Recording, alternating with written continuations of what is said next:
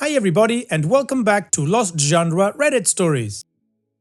This post is from the subreddit Am I the A-hole and it's by user ForgotMyPast313. Am I the a-hole for hiding assets from my aunt's estate from my cousins? I, 40 female, am the only daughter in a brood. My aunt is my father's only sibling. It wasn't until after my paternal grandparents had died that my aunt revealed to my father that she had gotten pregnant in college at 19 and had given the baby up for adoption. She has been an out lesbian since grad school, longer than I've been alive. She and her late wife never pursued having kids together, though she told my father the whole matter was still a secret until my cousin contacted her on his 35th birthday. He is my cousin, period. That said, he has his adoptive parents' name, not my aunt's, and mine. Throughout no fault of his own, he never met my grandparents. My cousin and his son, little cousin, visit my aunt 1 to 2 times a year and communicate a bit on social media. Cousin has never once celebrated a holiday with the larger, our last name, family. 1 wedding, 0 funerals. My aunt has spent some holidays with him, but only when she flew to him and stayed with his family as a guest. My aunt told my dad that she wants to leave it all to cousin and little cousin. A will was only made when I pointed out that legally they are not family and inheritance will not be automatic under the law and could be problematic tax-wise without a will. I do not care about any money etc. my aunt may have. I care big time about my paternal grandma's jewelry. Grandma's will was generic, except in the matter of her jewelry. She gave a matching set that were her favorites to me, and she left the rest specifically to my aunt, her only daughter. 1 piece she expressed a non-legally binding wish to have reset to match my set after my aunt's death, implying it was to pass to me. She didn't leave jewelry to my brothers or my dad or even her daughters-in-law. When the dementia got bad, I started to put all the jewelry that my aunt was keeping with her in the memory care ward, and that was explicitly my grandmother's, not a separate purchase by my aunt, into a safety deposit box in the same town my aunt lives, in my name, my aunt's name, and my brother's name. He's the only one who lives in town in case of emergency. Important to note that my nuclear family does all caretaking of my aunt's estate as well as physical help with personal care, not my cousins. My dad got pissed. Everything is to go to cousin. He's her son. It's his inheritance. She was his grandmother. Cousin literally had 2 other women he referred to as grandma and calls my grandmother your grandma, not my grandma. Plus, grandma was sexist as hell. To be fair, I would be much more open to sharing if little cousin was a girl or even a boy who was interested in jewelry, but nope. So, am I justified in saying that pieces owned by my older foremothers and or my grandmother and explicitly passed down to only her women descendants should remain with women, aka me? Or is my great-grandmother and later grandmother's wedding ring solely my aunt's asset and it should go to who she wishes it go to and I'm just a selfish a-hole? Well, OP, if you're hiding this stuff and not telling him about it, then yeah, you're an a-hole, a thief and an a-hole. So you're saying that you were just trying to protect it, but it sounds to me like you're just trying to keep it. Regardless of whose other signatures you put in the safe to deposit box, you took stuff that wasn't yours and you put it in a safe to deposit box. That is stealing. And your dad is right. Regardless of what your wishes are and regardless of the non-legally binding wish that your grandma set, if your aunt wants to leave everything that's under her name to her son, she has every right to do so, and you just need to take it. What you could do is tell your cousin about this non-legally binding wish that your grandma had and ask him if he would be okay with giving you the jewelry because you have an emotional connection to it, considering he has none to a grandma he didn't meet. And I'd say that's as far as you can go. But if you decide to keep this a secret and keep those things, then yeah, you're a thief and a liar and an a-hole. And what do you guys think? Let me know in the comments section, and now let's check out the community comments. NoPick8808 says, I get it, you want that jewelry for sentimental reasons, but it's legally not yours. You don't have a leg to stand on, and frankly, what you're doing is inheritance theft. I assume that it's valuable pieces, otherwise you just offer to buy them from your cousin, but especially if they are valuable, that's the thing to do. Explain the emotional value, ask for the possibility to buy them back. Hiding part of the inheritance is theft and makes you the a-hole. Puscarella says, you're the a-hole here. The set your grandmother specifically left you is yours. It doesn't matter what she implied or not. She may well have assumed that the other jewelry would go to you. However, it now belongs to your aunt. Everything else was left to your aunt, and it is hers to do with as she wishes. She has made a will. You have absolutely no right to split up her belongings, not legally, not morally. They are hers to do. She can do what she wants with them, and she has made it clear what she wants. You would have been much less of an a-hole if you had a conversation with him about how much these pieces mean to you on a personal level, their connection to your grandmother and so on, and perhaps he might have let you keep them. But you can't just joink them like that. It doesn't matter that his son doesn't interact with you or the rest of your family. It doesn't matter if he is not a caretaker of her estate. It doesn't matter that he is male. It doesn't matter how close they were or how close you think they were or weren't. All that matters is what she wants to do with her belongings. No Potential 7242 says, unfortunately, you're the a-hole. Once the jewelry passed from your grandmother to your aunt, it became your aunt's. Your aunt can decide who to give it to. You can tell her your point of view once, but you have no right to decide what happens to it. Also, although you're trying to be careful, and that's great, it really seems like you fundamentally feel that the cousin isn't your real cousin. He is. He is your aunt's son. And Cucumber Logical 855 says, you're the a-hole. In Australia, this type of elder abuse is a substantially more serious crime than ordinary theft. Did you really expect to come here and have us all say, well, if you really, really wanted the jewelry, then I guess it's fine to just steal it? You have to have an honest conversation with your cousin and sort this out. Explain why the items are sentimental to you and offer to pay him fair prices for them. He may be kind enough to refuse the money, but you shouldn't expect that he will do that. It's up to him, as the items belong to him. Additional information from OP's comments. To clarify, I wasn't trying to hide anything when I did it. We were putting my aunt's belongings that weren't staying with her in the memory care ward in storage where she could access them, but that they were safe, including high-value items in safe-to-deposit boxes. I didn't plot to hide creating a separate one for the jewelry. My dad found out because I was doing it in front of him on an assumption, as you and me, that everyone understood that the jewelry from my grandma should be separated from other jewelry and financial documents as an organizational thing. My cousins were invited repeatedly to be involved in the process of helping my aunt transition into care and going through her belongings to throw away trash, donate, sell in Craigslist, stuff like a literal shipping pallet of unopened herbal tea, dementia people, and clean, then store the rest. They declined because little cousin is starting college and they were busy. My attitude is, if you decline to be a part of the process, you lose some say in how it happens. Now, my aunt hasn't made a new will since the bundle of documents she and Aunt Alice, her wife, made pre-marriage equality to create a de facto marriage. Her will doesn't even mention cousin or little cousin. It only mentions Alice and my dad and was made in the 90s. That's part of the mess. All the people in their 70s and 80s are completely and validly and reasonably having a lot of emotions about all of this. So many emotions that they don't want to recognize that what the law says, what they say, and what all the biologically more distant but emotionally and physically closer cousins who actually live in town and will get there first, what they will say and do are all three separate things. My aunt's exact quotes are, I want it all to go to cousin and little cousin. Don't get rid of my DVD collection. I keep forgetting you watch Miss Fisher too, and little cousin might want the same. Neither of us own DVD players. Opie's youngest brother who went into Grandpa's profession. When you graduate, you should take my dad's desk set for your office. He graduated 6 years ago and she forgot.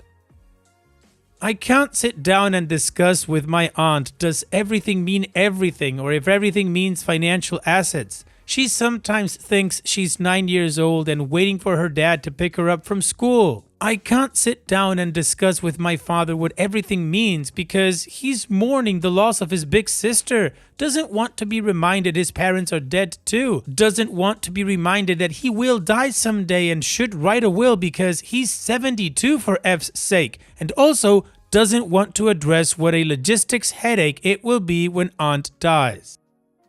I can give my cousin a diamond ring. It's small. I can just hand it to him. But there is a matter of a 50-year-old small-town prepaid insurance on it that lists my last name family as beneficiaries if it's destroyed, stolen, or lost, and what paperwork the insurance company will ask for. Also, I can't just casually give him mineral rights to land in rural Texas, you know?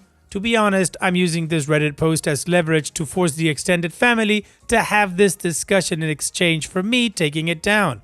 It's not working. Well, the community called out OP and OP tried to give us more information. Still, it's theft. You need to talk to your cousin OP. So now, let's move on to the update to see how this story ends. After reading a few comments that were like, I get where you're coming from, but I finally did the obvious thing and reached out to cousin about this specifically. I phrased it as, we have a few pieces of high-value jewelry in aunt's estate. Some she bought over the years and I have story for some of those and will type up index cards for you if I do. Some were from my grandmother and I have the history on all of them and will document. That aunt had generically said, I also told them that aunt had generically said she wanted everything she owned to go to you, but that some of the pieces might require discussion when the time came. One of the pieces, Grandma left a note saying a now deceased local jeweler said he would reset the stones to match the set she left me, but that could wait until aunt was through with the bracelet, which was not the same as saying give it to me, but implied it and was said repeatedly by Grandma before death in front of many cousins who will have feelings. Also, aunt's wedding ring and a McCoy sculpture piece were family heirlooms in her wife's family given by them as an explicit sign of acceptance of their marriage at a time before marriage equality, and they had made inquiries about getting them back. Technically, since they did get legally married when it was possible and Alice didn't have a will, the ring and sculpture belonged to my aunt as part of everything. Also, Grandma's wedding ring hadn't been cleaned since her death 21 years ago. I was gonna get it cleaned, and did he want me to set it aside separately for little cousin? He was extremely uncomfortable and said that he doesn't, I quote, want your grandma's things, and my mom is already saving her wedding ring for when little cousin gets married, so we don't really need one. I don't have aunt-in-law's family info. Can you handle that? He asked if he should tell my aunt all this, and I asked him to please not. She's easily confused right now, and reminded him to get a lawyer's information because the will still hasn't come together and it might not be possible now that my aunt is clinically demented, and that my dad will insist passing any money that hasn't been spent on her care to cousin, which I support. It's going to be a nightmare, and I can already tell my dad's going to expect them to come get all her stuff out of storage and want to go over every item, and cousin is going to be unenthused. I may be the a-hole. I'm just trying to balance the wishes of one dead person, the wishes of a future dead person, the feelings of those who will remain behind. Write your wills, people. Jeez. Well, OP, now you're doing the right thing, and it sounds like your cousin doesn't want any piece of jewelry, so you're gonna get to keep it all. And yeah, it's probably going to be a mess to sort this all out, but at least everything now is out in the open. So here's wishing you the best, OP. Thanks for sharing and take care. And now let's move on to the next post that also has an update. This post is from the subreddit Am I Overreacting, and it's by user BeneficialPause430. Am I overreacting? Sister slapped me because I didn't want to watch over my niece when she wanted to go to a diner. I'm 16 male and I'm turning 17 in a few days. My sister, 26, and her husband, 27, moved back in with us a few months ago due to financial problems. I eat, sleep, and study in the living room because they're using my room right now. Their baby is 2 years old at the moment. I don't know if I should be calling her a baby, but I will for this post. My parents also help out, but they're old, so it's just me taking care of her. I think my sister and her husband lived in a house that used to be filled with smokers because I feel like the gas from the vapes ended up in the ventilation system and re-entered their brains because they're so ignorant of their own daughter. As soon as I come home from school, they give her to me and fall asleep. I didn't mind that though. I know parenting can be hard, but recently they're just taking things too far. Sometimes they hand her to me and go out to eat and come back at 3 a.m.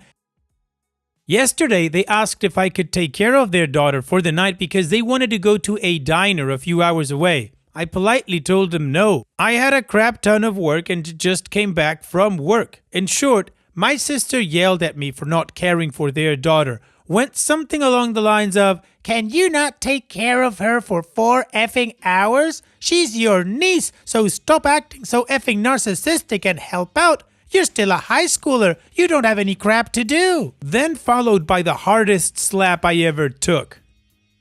I'm being deadass. It knocked my glasses a good 7 to 10 feet away. Her nails are effing sharp too. When I looked back, I see them leaving $40 for food, then leaving. They just left like that, and I was promoted to baby manager.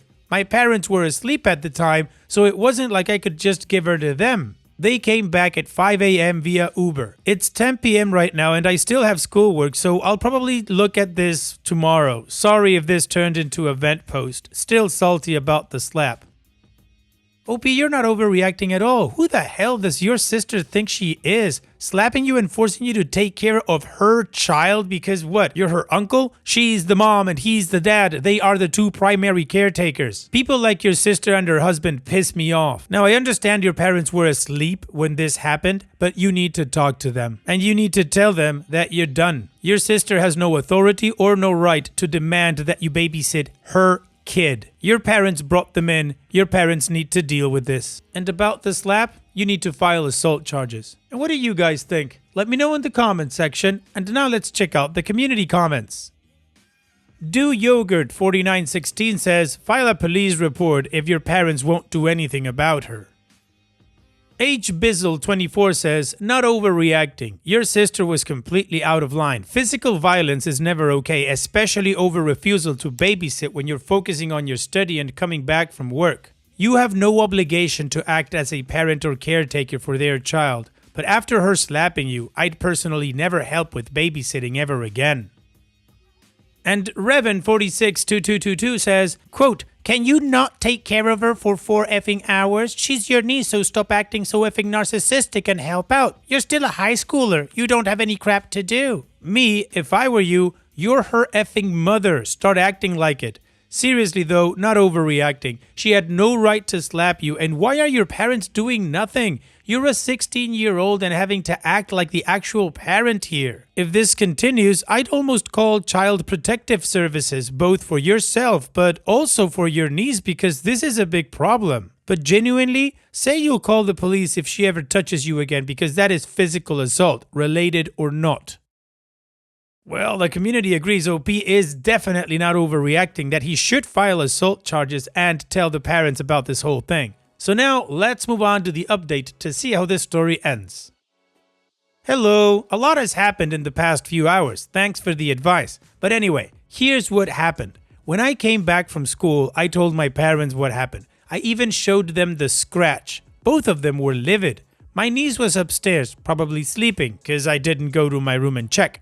My parents were screaming at my sister and her husband. It was kind of funny as well. She always talks in this obnoxious tone, and now she was soft-spoken, trying to calm them down.